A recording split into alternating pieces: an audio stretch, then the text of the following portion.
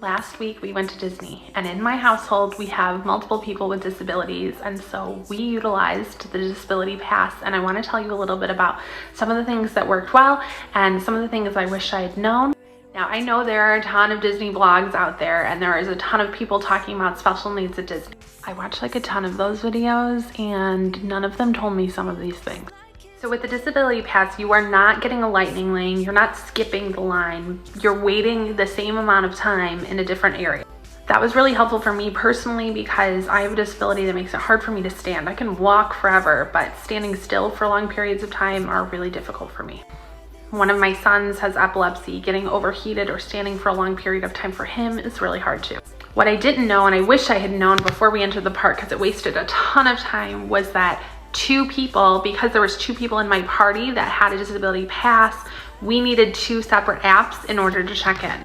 So on my app was my disability pass, and on my husband's app was my son's.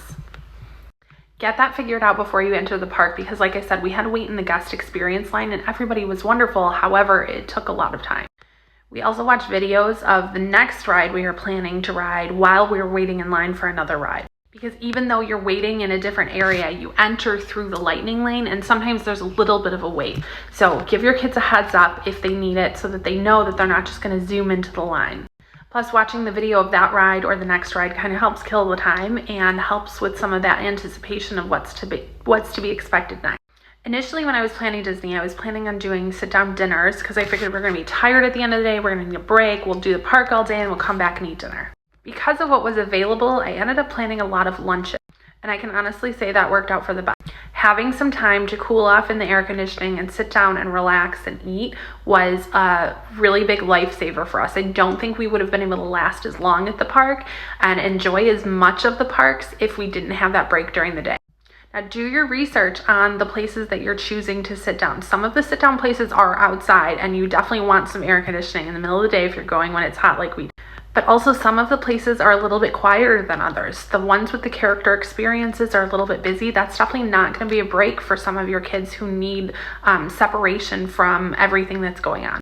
We did Tusker House one of the days, and it was pretty awesome because we had a whole separate room. I think that was just by accident because we had a really big party, but it did really help out that day. My biggest suggestion, though, is to go in with very little expectations of what you're going to accomplish.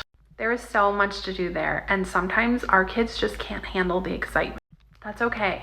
We did not accomplish everything, and I can honestly say I have no regrets about that. If you need a break, take it. It was a better experience for us to enjoy doing what our kids could do rather than worry about what they couldn't.